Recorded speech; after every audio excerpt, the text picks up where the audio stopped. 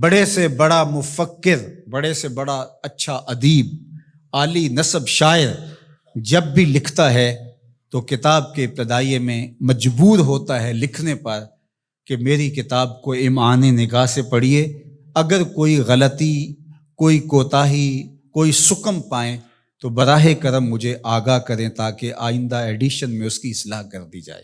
لیکن قرآن کھولو تو پہلا جملہ یہی ملتا ہے، یہ کتاب میں شک نکال کے تو دکھاؤ، اس کتاب میں کوئی عیب نکال کے تو دکھاؤ، یہ عیب سے بھی پاک ہے، یہ ریب سے بھی پاک ہے، اس میں کوئی شک نہیں، اس میں کوئی شبہ نہیں۔ ذالک الکتاب لا ریب فیہ۔ اللہ اکبر۔ ذالک کا اشارہ بعید کے لیے ہے لیکن عظمت کے لیے یہاں بیان فرمایا گیا۔ اس کا یہ معنی بھی ہو سکتا ہے کہ یہ وہ بابرکت کتاب ہے جو آسمانوں سے آئی ہے۔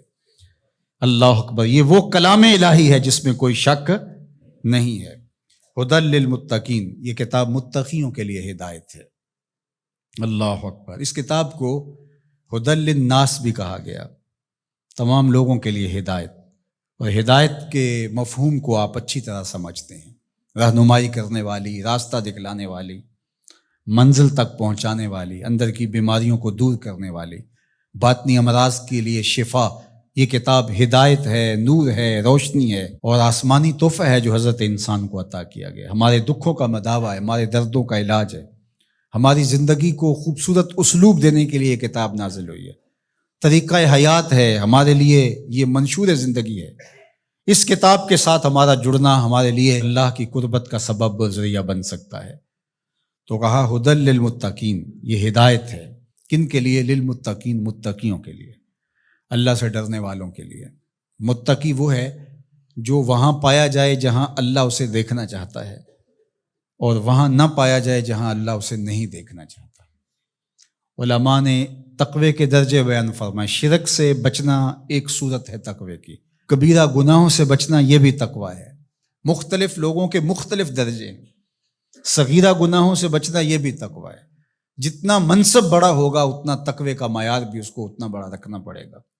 امام اعظم علیہ رحمہ، آپ کسی سے قرض لینا تھا تو دروازے کو دستک دے کے آ کے گلی میں دھوپ میں کھڑے ہو گئے، تو کسی نے کہا حضرت دیوار کا سایہ پڑ رہا ہے تو آپ یہیں کھڑے ہو جائیں۔ کہا مقروض سے نفع حاصل کرنا یہی سود ہوتا ہے، تو میں اس ڈر سے سائے میں نہیں کھڑا ہو رہا کہ یہ کہیں مبادہ سود نہ بن جائے۔ تو مختلف لوگوں کا مختلف تقوی ہوتا ہے۔ اللہ اکبر۔ تو شرک سے بچنا عام لوگوں کا تقوی یہ ہے، کبیرہ گناہوں سے بچنا تقوی کی یہ صورت ہے، صغائر سے بچنا یہ بھی ایک صورت ہے۔ لیکن ہر وہ شے جو خدا سے غافل کر سکتی ہو اس سے بھی بچنا یہ اللہ والوں کا تقوی ہے۔ تو اتقاء کا نور جو رکھنے والے ہیں قرآن، اس کے لیے ہدایت ہے۔ یہاں ایک سوال کھڑا ہوا، وہ یہ کہ قرآن نے ایک دوسرے مقام پہ فرمایا ھدی للناس، یہ قرآن ہدایت ہے لوگوں کے لیے، اور یہاں فرمایا متقیوں کے لیے ہدایت ہے۔ تو جو قرآن متقیوں کے لیے ہدایت ہے تو پھر لوگوں کے لیے جو ہدایت کہا گیا اس میں کیا فرق ہوا؟ تو بات یہ ہے کہ قرآن کی طبع کے اندر تو ہدایت ہی رکھی گئی ہے، قرآن تو نور ہی بانٹتا ہے، لیکن یہاں اس سے اکتساب فیض کون کرتے ہیں؟ وہ متقی ہیں۔ قرآن ہے ہدایت، سراپا ہدایت، لیکن جو کفار ہیں، مشرکین ہیں، وہ اس ہدایت کے سرچشمے سے کچھ حاصل نہیں کر پاتے، اس سرچشمے کے پاس بیٹھ کر کے بھی اندھیرے میں رہتے ہیں۔ لیکن جو متقی ہیں وہ قرآن سے نور حاصل کر کے اپنی زندگی میں چراغاں کر لیتے ہیں، یعنی اکتساب ہدایت متقی کرتے ہیں۔ لیکن قرآن مجید جو ہے وہ سراپا ہدایت ہے، وہ سب کے لیے۔ اگر کافر بھی ہدایت لینا چاہے تو قرآن اس کو بھی دے گا، لیکن اگر وہ نہیں لینا چاہتا بلکہ اس کی ضد بڑھتی ہے، اس کے اندر جو ہے وہ حسد بڑھ جاتا ہے، اس کی دشمنی بڑھ جاتی ہے۔